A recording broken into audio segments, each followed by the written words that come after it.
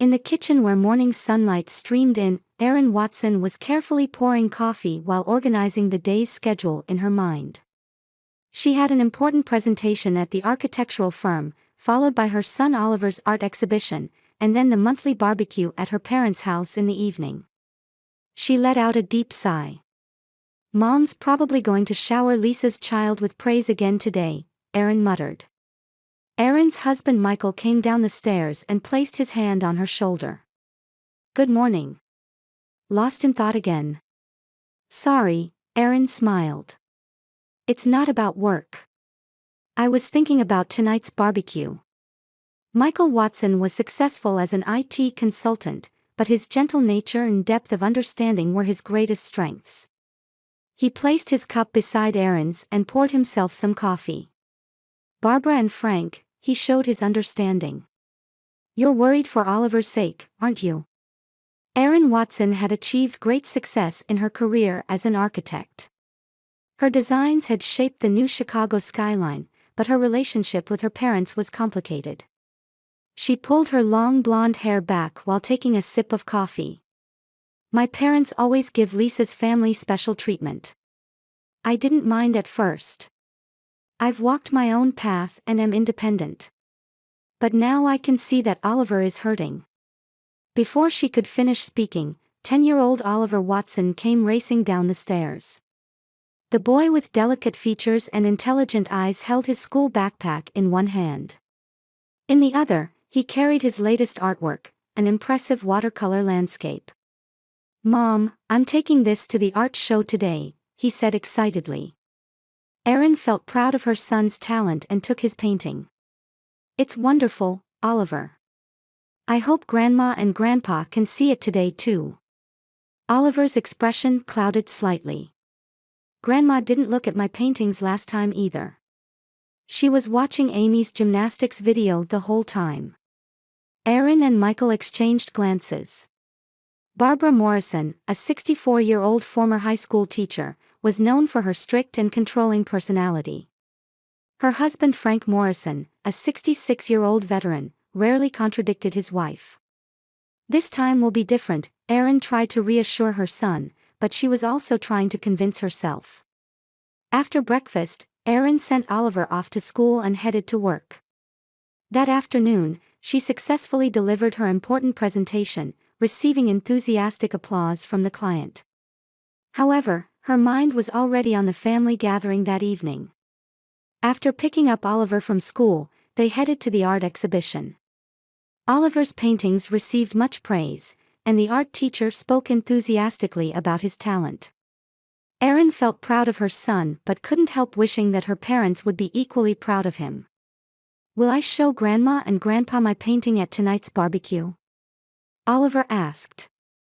Erin gently stroked her son's hair. "Of course. But remember, Oliver, sometimes people only see what they want to see.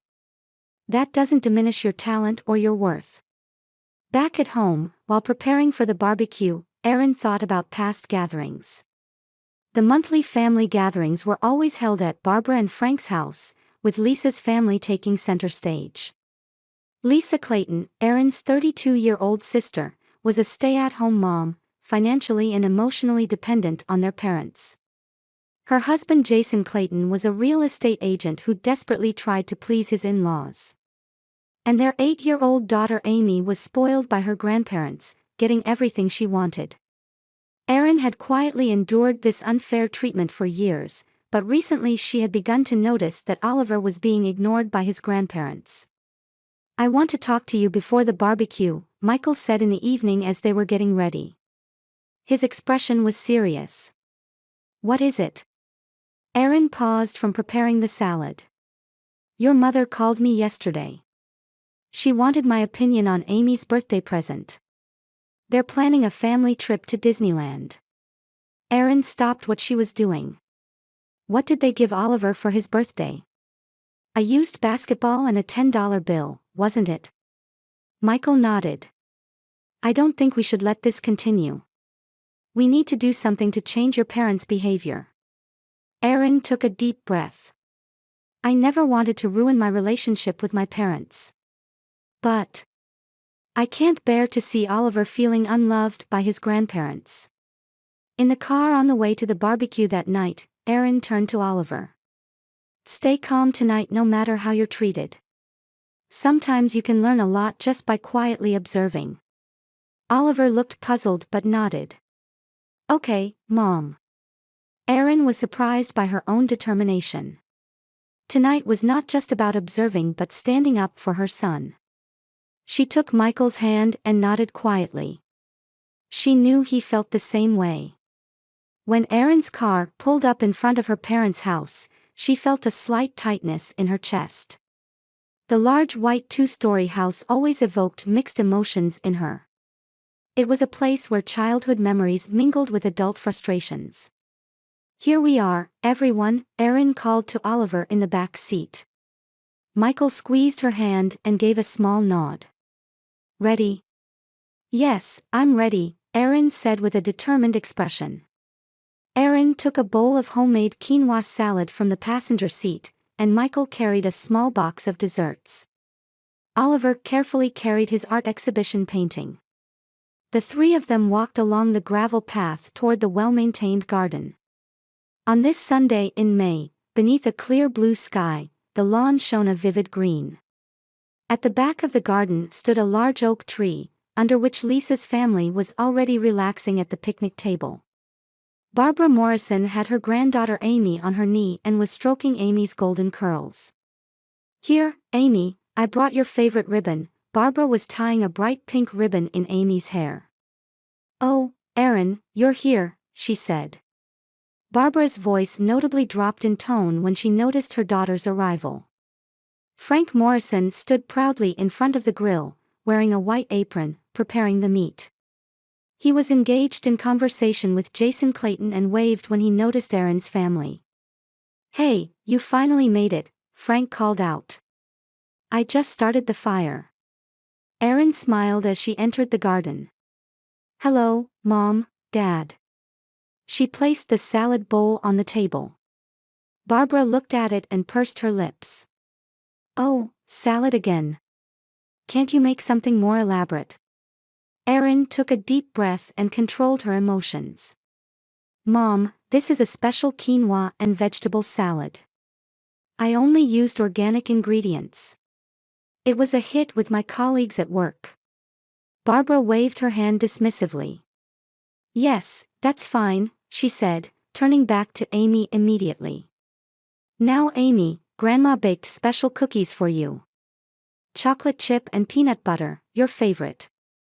Amy clapped her hands happily. Yay! Thank you, Grandma. Oliver stood quietly, still holding his painting. Erin placed her hand on her son's shoulder. Mom, Oliver won an award at his school's art exhibition. He brought his work to show you. Barbara glanced briefly at Oliver but quickly looked away. Oh, that's nice. Amy also danced at the front of her kindergarten dance recital last week. She really has talent. Erin felt Oliver's shoulders droop slightly. She nodded to her son and whispered in his ear, It's a wonderful painting. Jason stood with Frank at the grill, enthusiastically discussing how to cook the meat. Lisa sat at the picnic table, taking photos of Amy on her cell phone. Michael, how about a beer? Frank called out. Michael nodded. Thanks, I'll have one. Erin guided Oliver toward the lawn. Why don't you try playing with Amy? Oliver looked anxious but gathered his courage and approached Amy. Amy, do you want to play catch? Amy frowned. I don't want to play with Oliver, she shouted. I'm going to eat cookies with Grandma. Barbara immediately embraced Amy protectively. Erin, don't force her. Amy is having special time with Grandma right now. Erin bit her lip. Oliver was just asking, Mom. Barbara sniffed. Your son should be more sociable. Amy is the most popular child in her class. Michael came to Erin's side and quietly touched her arm. It was a signal to stay calm. Erin took a deep breath and headed toward the table. Frank had started grilling the meat. Pointing to a large piece of meat, he proudly said, "Lisa, Jason, Amy, I've saved prime rib for you. It's top quality. I got it from a special shop." Lisa said happily, "Thanks, Dad. Amy loves meat." Erin frowned. "Dad, what will Oliver get?" she asked. Frank hesitated a bit. "Oh, of course he'll get steak too," he said, but his eyes didn't meet Erin's. He quickly changed the subject and began asking about Jason's recent real estate deals. As time passed, the meal preparations were completed. Barbara spread an elaborately decorated tablecloth on the picnic table and arranged fancy paper plates and cutlery. Erin brought out the salad, and Michael put the dessert in the refrigerator. "Come on, everyone, gather around," Frank called out loudly. "The meat is ready." Everyone gathered at the table. Frank proudly brought the meat. In front of Amy was a perfectly cooked, tender-looking prime rib. Lisa and Jason also received juicy, beautifully pink meat. When Frank placed a plate in front of Oliver, Erin froze in shock. On Oliver's plate was a blackened, burnt piece of meat. The edges were charred, and even the center was brown and overcooked. "Dad, what is this?" Erin asked in disbelief. Barbara laughed lightly. "It's a bit overcooked, but that's fine, isn't it? He's a boy. A little toughness is good for him." Frank chuckled and jokingly said, "Even a dog might not eat it." Lisa and Jason also started laughing. "Oliver, you like the burnt parts, don't you?" "That's what boys like," Lisa said. Oliver was silent, staring at the burnt meat. Tears began to well up in his blue eyes. He was desperately trying to hold them back, but his small lips were trembling. Seeing this scene, Erin felt something break inside her. She slowly stood up and said in a calm voice, "This is unacceptable." The table suddenly fell silent. "What do you mean?" Barbara asked. "This meat," Erin pointed to her son's plate. "Oliver, you don't have to eat it." "But what a waste!" Barbara cried. "In our day, we ate with gratitude. Even if it's a bit burnt, it's still food." "Everyone else's meat is perfectly cooked," Erin pointed out calmly. "Why is Oliver the only one given meat like this?" Frank shrugged. "It just happened that way. I'll be more careful next time." Erin looked at Oliver. Tears were finally falling from his eyes. Seeing this, something inside Erin made a decision. She slowly stood up, took Oliver's plate, and threw it in a nearby trash can. Then she quietly declared, "Michael, Oliver, we're leaving." "Wait a minute, can't you take a joke?" Frank protested. "It's just a barbecue, don't make such a big deal out of it." Erin turned back and said in a quiet but powerful voice, "This isn't a joke, it's abuse of my son. You may not realize it, but you treat only Amy specially and always put Oliver second. You show no interest in his art, don't celebrate his successes, and today you gave him burnt meat and made fun of him. Today is the last day of that."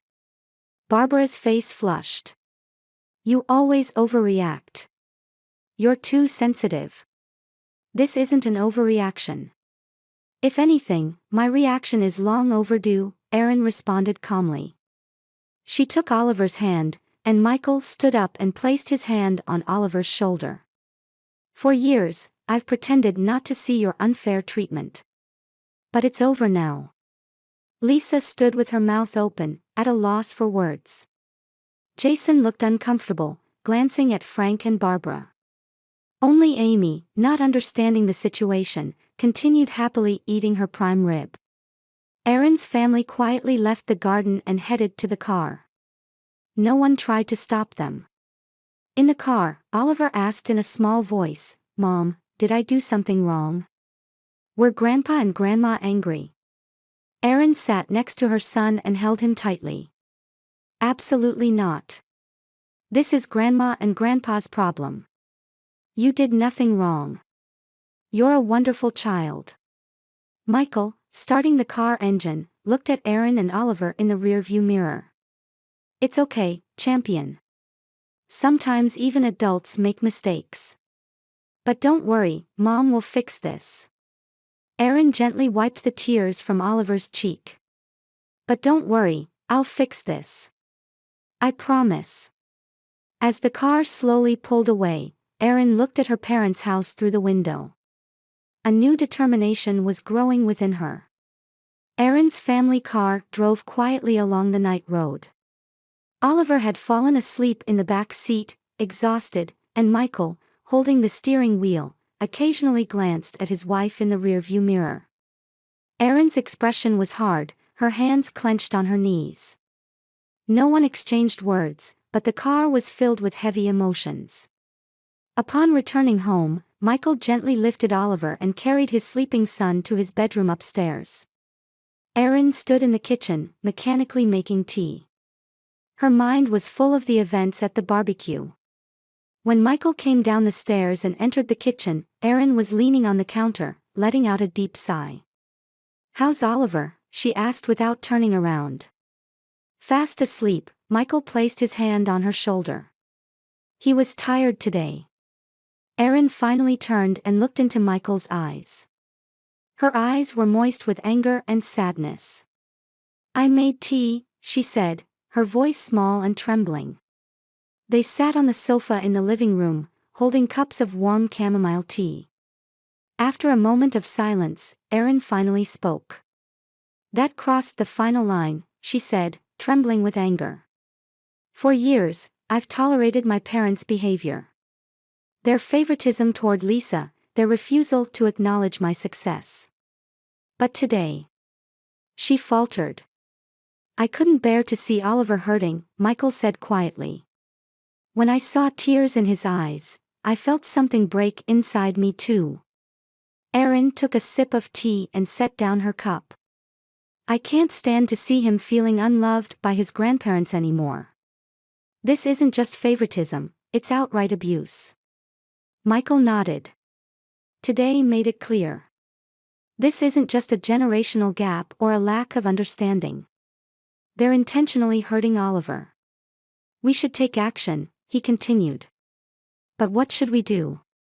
Should we completely cut ties with your parents?" After a long silence, Erin looked up with a determined expression. "I'll make them feel the same way. I have a plan." Michael noticed the change in his wife's expression. "What kind of plan?" "First, we'll invite them to our house. A dinner party for reconciliation," Erin began explaining. "And then, we'll serve them a special meal. The same treatment Oliver received." "That's not enough," she continued. "Next, we'll plan a special vacation that includes the whole family. But we'll exclude only my parents." Michael raised his eyebrows. "You're serious?" Completely serious, Erin's voice was calm, but her eyes burned with determination. "It's time to correct years of imbalance. They need to be taught a lesson." Late that night, they worked out the details of the plan. Michael understood Erin's anger and promised to support her. They shared Erin's feelings of having suffered from her parents' unfair treatment since childhood. The next morning, Erin got up early and immediately put her plan into action. After Oliver went to school and Michael headed to work, she began making phone calls. The first call was to her chef friend Carlos Sanchez at the upscale restaurant, Lucille. He was grateful to Erin for designing the new branch of his restaurant and felt indebted to her. "Carlos, it's been a while. This is Erin Watson," she said on the phone. "I'm planning a special dinner party. But I have an unusual request." She explained the situation to Carlos and talked about her plan. "I need 2 completely different dinner courses. One using the finest ingredients for a perfect meal. The other," she continued, choosing her words carefully, "I want it to look the same but be inferior in taste and quality. Especially the meat dish, I want it slightly burnt." Carlos was a bit perplexed, but after hearing Erin's story, he understood her plan and agreed to help. "I got it, Erin. I'll create a special menu for you. Exactly as you wish." Next, Erin contacted Michael to confirm that he was also taking action. Michael had contacted a luxury travel agency to book a family trip to a private resort in the Caribbean. Caribbean Blue Resort was a top-tier facility with private beaches and individual villas. "The reservation is confirmed," Michael reported over the phone. "The first week of next month, 7 nights and 8 days. I secured a large villa that can accommodate the entire family except your parents." Erin nodded with satisfaction. "Perfect. I'll contact all the relatives now." In the afternoon, Erin sent special electronic invitations to all relatives except her parents and Lisa's family, Erin's uncles and aunts, cousins, and Michael's family as well.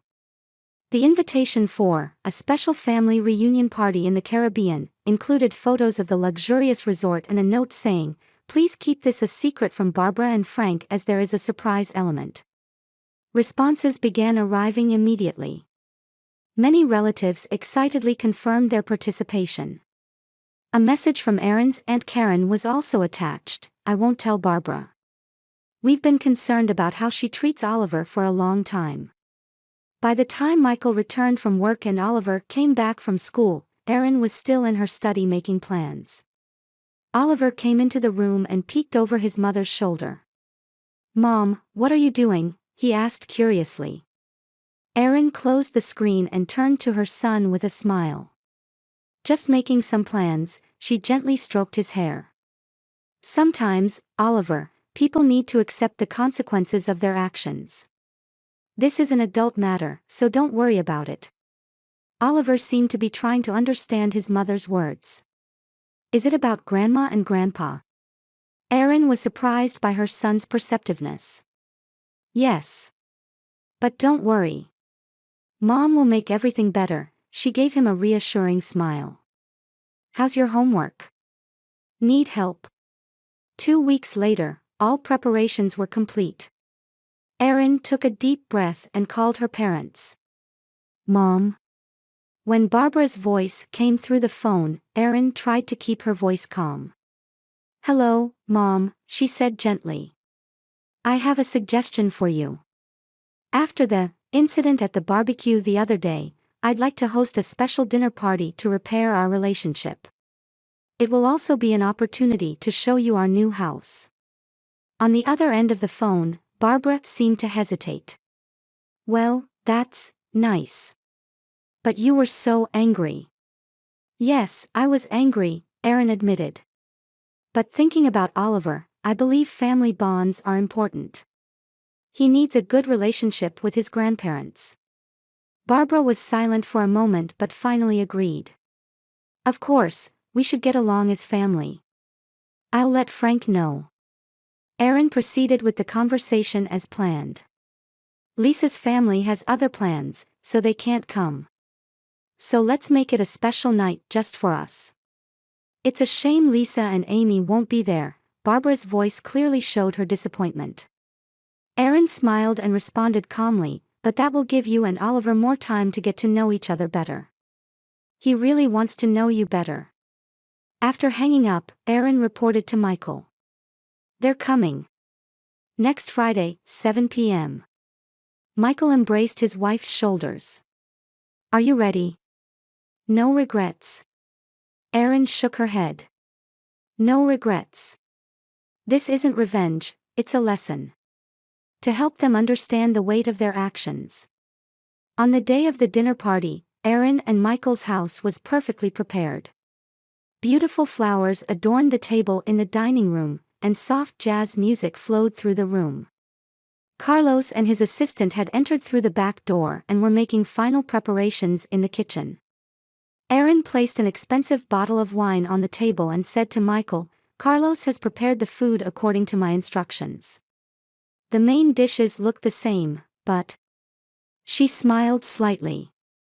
Michael took his wife's hand. "You're really going through with this?" "Of course," Erin said with determination. "Tonight they will learn a lesson. And tomorrow, the real sanctions begin.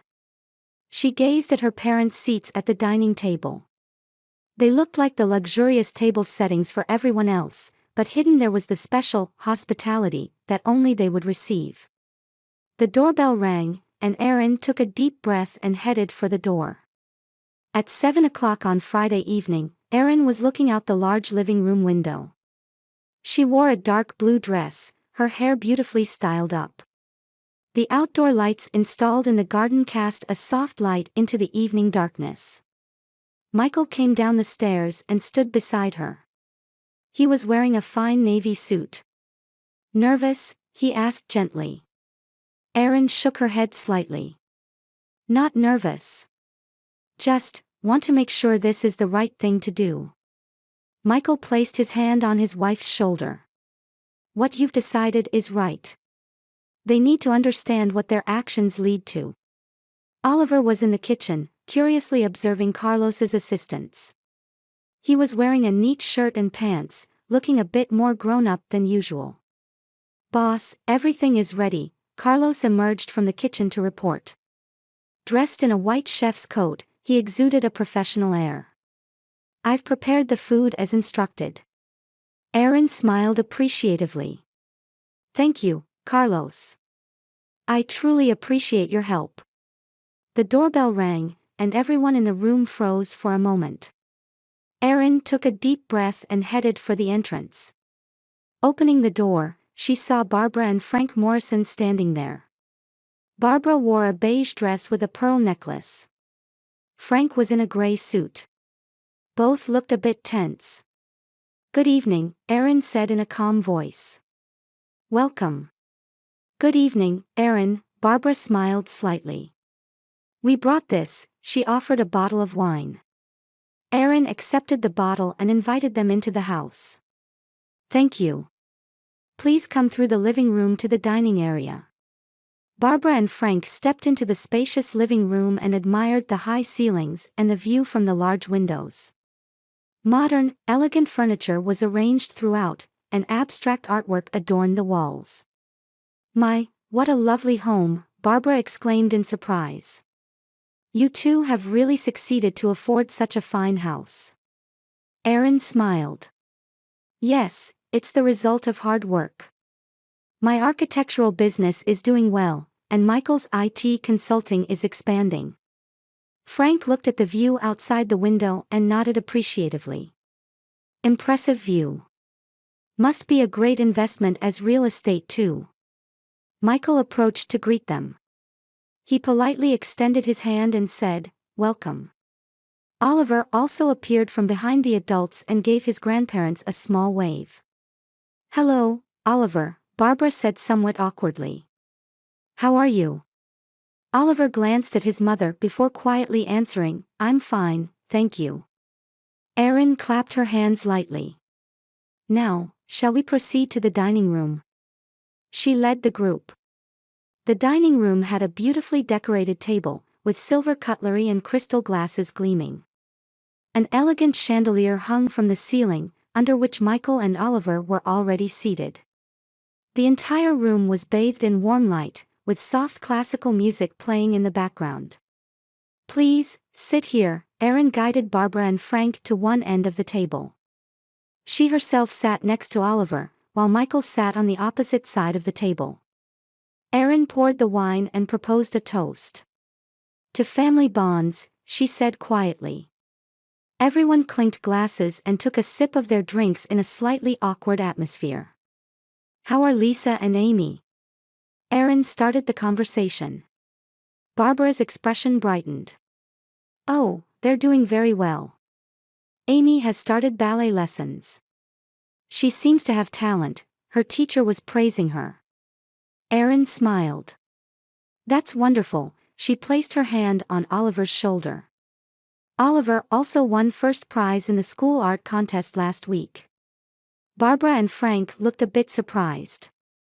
"Oh, congratulations," Frank said, but there was no enthusiasm in his voice. At that moment, Carlos and his assistants brought out the appetizers. Beautiful appetizers, smoked salmon carpaccio with arugula salad, were placed in front of Michael, Aaron, and Oliver. The colorful dishes looked like works of art. However, in front of Barbara and Frank were placed cold canned soups. They were brown liquids with a thin layer of oil floating on the surface. "What is this?" Barbara asked in confusion. She was comparing her plate with those around her. Aaron responded as if nothing was wrong. "Oh, canned soup. I bought it on sale at the supermarket. It might be a bit old, but it's still edible." Frank frowned. "What are the others eating?" He pointed to Michael's plate. "We have special appetizers," Aaron answered. "Carlos made them especially for us. But don't worry, the main course will be coming soon." Barbara had a puzzled expression but took her soup spoon and took a sip. She grimaced. "This has hardly any taste. And it's cold." Aaron shrugged. "Is that so?" "I can't tell. But it's edible, isn't it?" Oliver quietly ate his appetizer while carefully observing his grandmother's reaction. Michael took a sip of wine and exchanged glances with Aaron.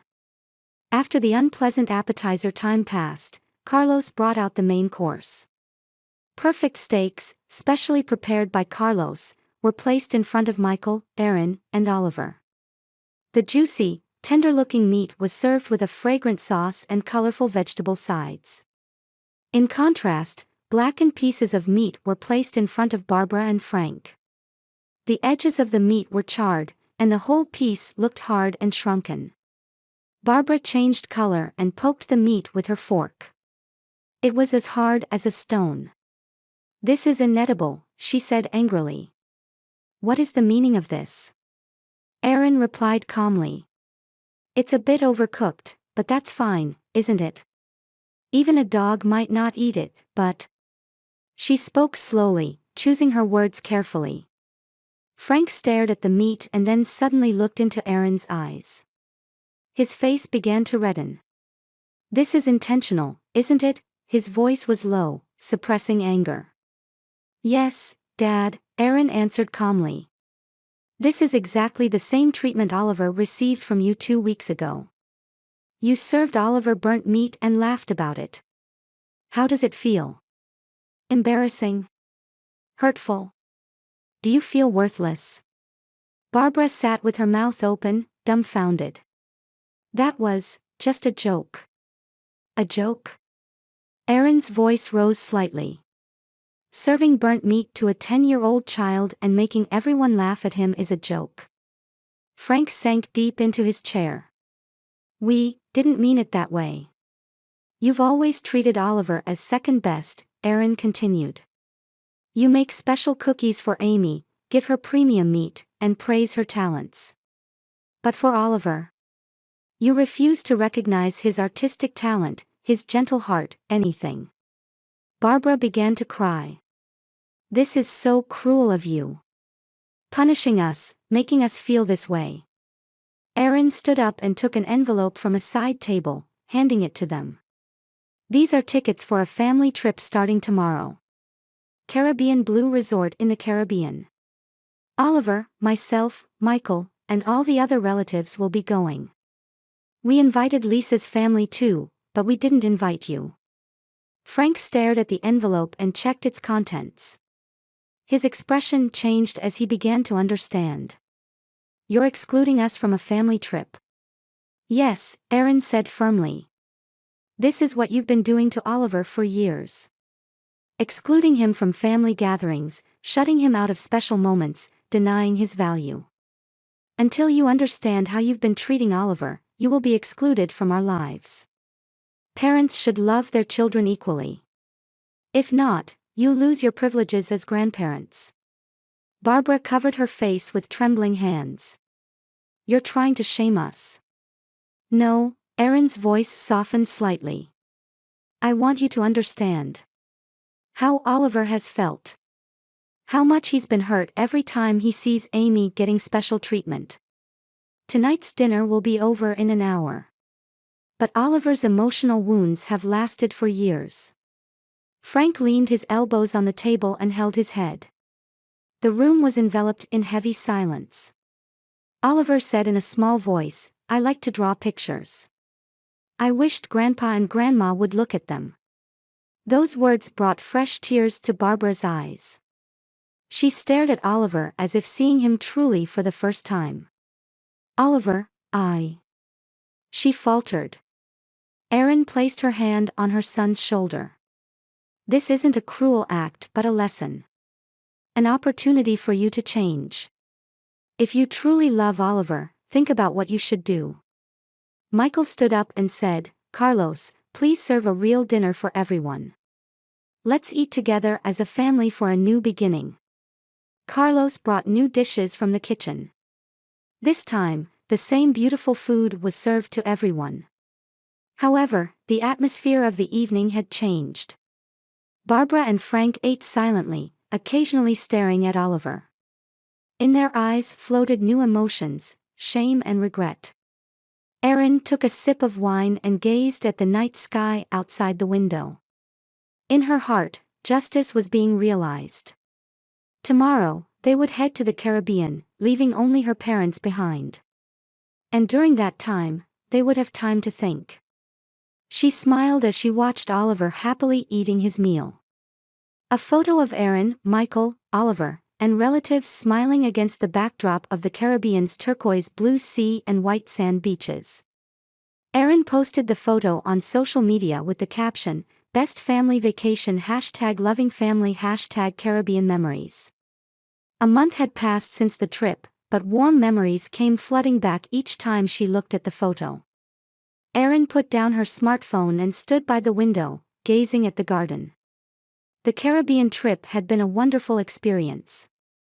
Oliver had built sand castles with his cousins, enjoyed snorkeling, and every day had been an adventure. Erin's aunts and uncles also seemed to relax more freely without Barbara and Frank present. "Mom, look!" Oliver burst into the living room, showing his new painting. It was a vibrant watercolor of tropical fish they had seen during the trip. "I'm entering it in the school exhibition." Erin took her son's work and smiled. "It's wonderful, Oliver. You really have talent." Michael appeared from the kitchen and placed his hand on Oliver's shoulder. "This is a masterpiece. We should frame it and display it." At that moment, the doorbell rang. Who could that be? Erin frowned. She wasn't expecting visitors. Michael headed to the door and looked through the peephole. His expression changed. "It's Barbara and Frank," he said quietly. Erin tensed up. Since the Caribbean trip, Barbara had called several times, but Erin had ignored all the calls. She felt she wasn't ready to talk to her parents yet. Her anger had not cooled. "Should I open it?" Michael asked. Erin took a deep breath and said, "Open it." Turning to Oliver, she said, "Would you play in your room for a while? We need to have an adult conversation." Oliver hesitated a bit but nodded and went upstairs. Michael opened the door. Barbara and Frank Morrison stood at the entrance. Both looked tired, appearing older than usual. Frank held a brown envelope in his hand. Barbara's eyes were red, as if she had been crying. "May we come in?" Frank asked quietly. Erin hesitated but nodded slightly. "Please do." The two entered the living room. Barbara didn't try to sit on the sofa but stood in the center of the room, staring at Erin. "What do you want?" Erin asked coldly. Her voice still contained anger. Barbara was tearful. "We understand what you were saying, Erin," her voice trembled. "We were wrong. Terribly wrong." Frank stood beside his wife and placed his hand on her shoulder. "We've had time to think about many things," he said. "What you did to us was justified. We deserved it." Erin crossed her arms and said, "Yes, you did deserve it."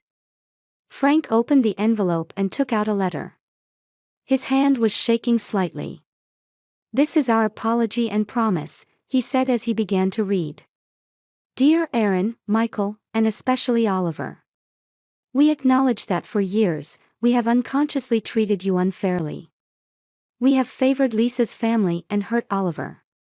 We are ashamed. Frank paused for a moment and cleared his throat. We only gave special attention to Amy and didn't try to see Oliver's talents and uniqueness. For the first time, through the experience you gave us, we understood how hurtful our actions were. When we heard about the family vacation that didn't include Lisa, Jason, and Amy, we felt the pain of exclusion for the first time. Barbara spoke up. I saw your photos on social media every day. Everyone looking so happy. And I thought, so this is what Oliver has been feeling. Frank continued. We promise to change from now on. If you'll forgive us, please give us the opportunity to repair our relationship with Oliver and become true grandparents. We've also started family therapy. Please give us another chance to start over. After he finished reading the letter, the room was enveloped in silence. Erin's stern expression softened slightly. We want to apologize to Oliver too, Barbara said softly. In person. Erin thought for a moment and exchanged glances with Michael. Michael gave a small nod. Oliver. Erin called toward the stairs. Could you come down for a moment? Oliver carefully came down the stairs. He looked a bit nervous when he saw his grandparents. Barbara slowly knelt down to Oliver's eye level. There were traces of tears on her face. Oliver, Grandma and Grandpa did something very bad. We didn't treat you specially, and we didn't recognize your wonderful talents, she took his hands. You are a wonderful child, and we love you. Can you forgive us? Oliver thought for a moment and asked with a serious expression, will you give me steak instead of burnt meat too? The tension in the room dissolved instantly. Frank couldn't help but laugh, and while holding back tears, he said, I promise, champion. I'll cook you the most delicious steak in the world. In fact, I'll teach you how to cook if you want. And will you show me more of your paintings? Barbara added. I want to display them in Grandma's living room. Oliver, looking a bit embarrassed, slowly nodded. Okay. Erin felt a warmth in her chest. She looked at Barbara and Frank and smiled.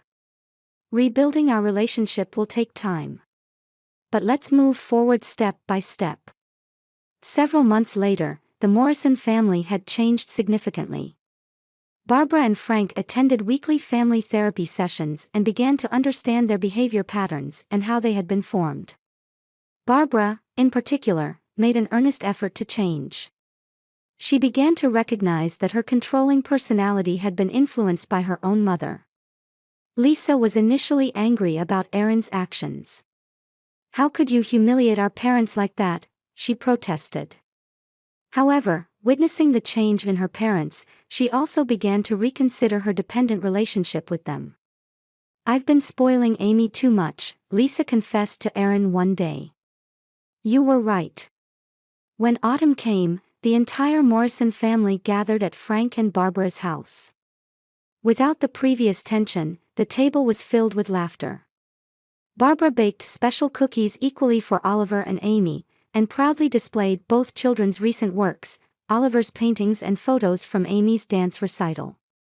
Frank had taken up woodworking as a hobby after retirement and was teaching Oliver the basics. They built a small birdhouse together and placed it in the garden. A new bond was forming between grandfather and grandson. Every Sunday, Barbara baked special cookies for Oliver and praised his artistic talent. You'll be a famous artist someday, she would say, and display his latest work on the refrigerator. Seeing the change in her family, Erin was convinced that her actions had been right. Sometimes tough love is necessary. She stood by the window, quietly smiling as she watched Frank and Oliver playing in the garden. The wounds had healed, and family bonds were stronger than before.